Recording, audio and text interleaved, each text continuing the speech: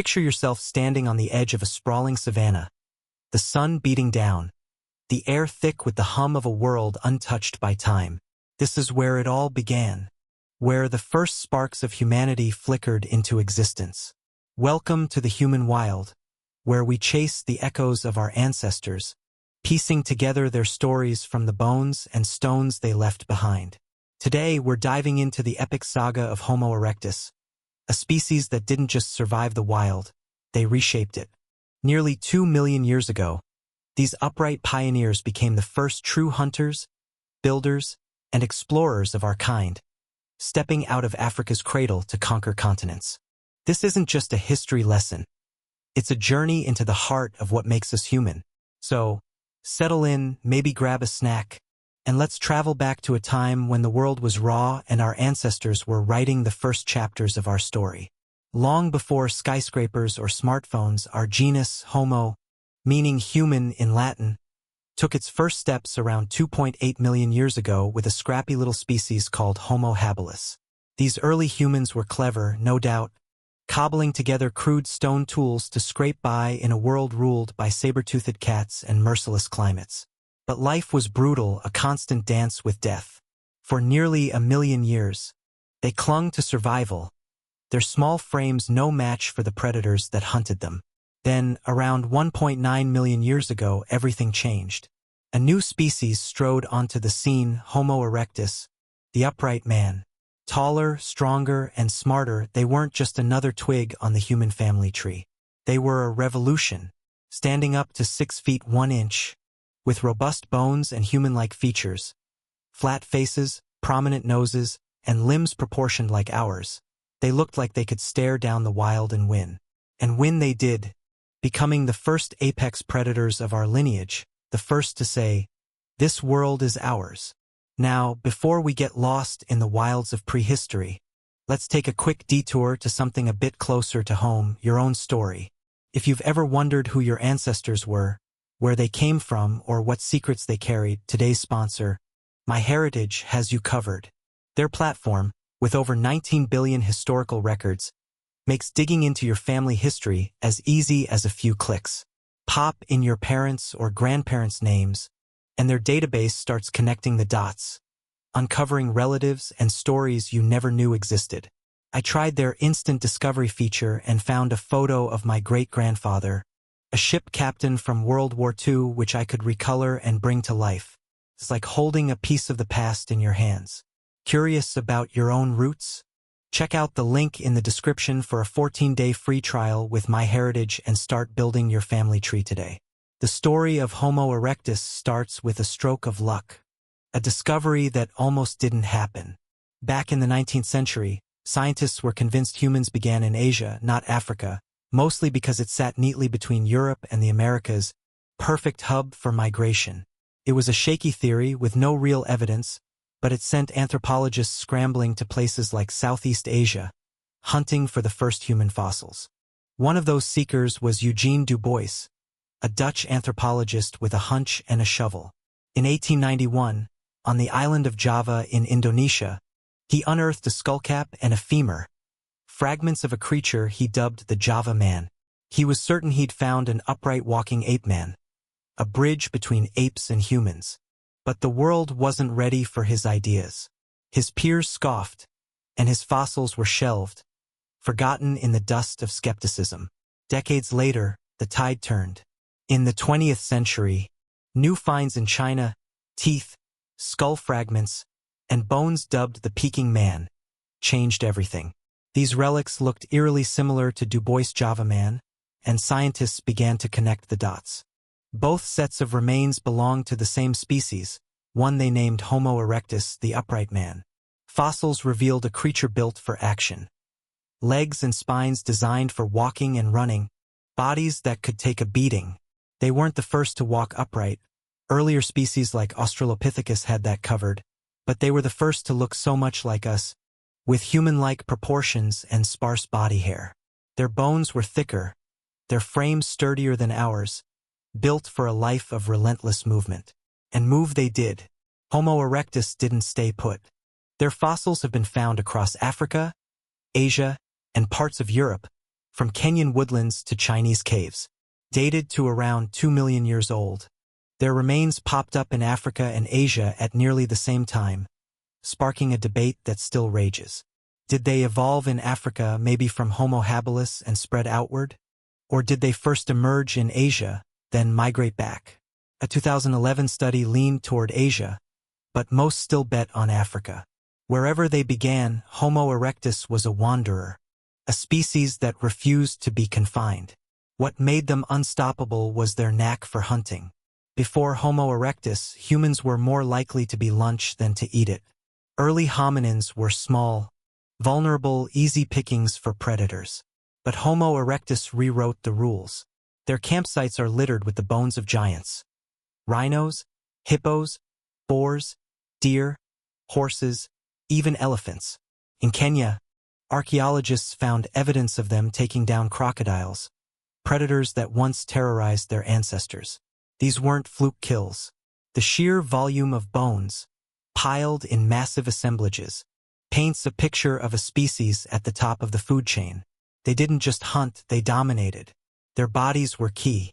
Taller and heavier than their predecessors, with bones like iron, they could shrug off the rough and tumble of a hunt. They weren't just tough, they were built for the long haul. Like us, they had sweat glands to stay cool, letting them run for hours without overheating. Their legs, long and springy, were perfect for chasing prey across vast distances. They mastered persistent hunting, a brutal strategy where they'd track an animal, say a massive antelope, running it down until it collapsed from exhaustion or heat stroke. Sometimes they'd strike early, a well-aimed rock or a jab to slow the beast down, then keep pursuing until it was theirs. Their bodies were only part of the equation. Homo erectus had brains to match, averaging 1.030 cubic centimeters, about 80% of a modern human's. That's a massive leap from earlier species, and it gave them the edge to outsmart their prey. They didn't just bash rocks together, they crafted tools that changed the game. Enter the Acheulean tool industry, a technological leap that lasted from 1.95 million to 130,000 years ago. Their hand axes and cleavers were works of art, chipped from stone with precision to slice through tough hides or bring down big game. These tools weren't just for killing, they saved energy, letting Homo erectus butcher their kills efficiently instead of tearing at them with teeth and hands. There's even evidence they used spears, though the oldest known ones come later, around 400,000 years ago. Their shoulder structure, much like ours, was built for throwing, letting them hurl rocks or crude projectiles with deadly accuracy. From an animal's perspective, these apes were a nightmare, chasing you for miles, throwing things at you, and working together to bring you down. And that's the kicker. They didn't hunt alone. In Kenya, archaeologists found trackways, 97 footprints from at least 20 individuals, some showing groups of men moving together, likely hunting parties. This wasn't just a bunch of guys wandering around. It hints at a division of labor, where men tackled the risky, high-reward hunts for big game, while women gathered reliable staples like nuts and fruits. This hunter-gatherer setup wasn't just about food, it was about community. When they brought down a massive animal, they didn't hoard it. They shared. Excess meat fed the group, maybe even the injured or elderly who couldn't hunt. One fossil, an elderly Homo erectus with no teeth due to gum disease, lived longer than expected, likely because others shared soft foods like brain or bone marrow.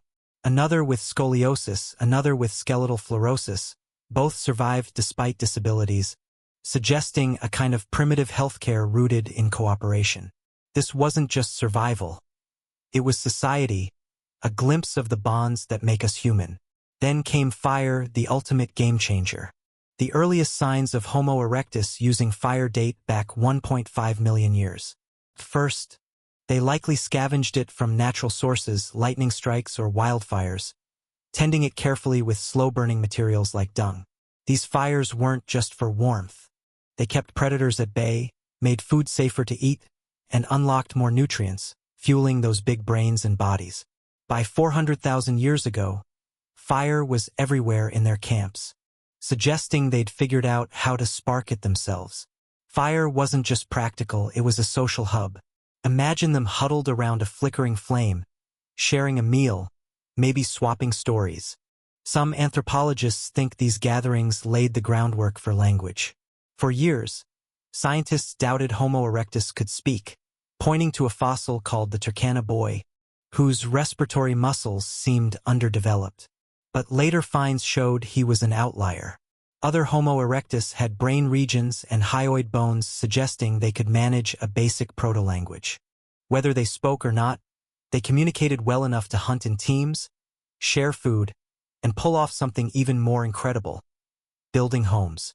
In Tanzania, archaeologists found a 1.7-million-year-old circle of volcanic rocks and dirt, possibly the remains of a hut or windbreak.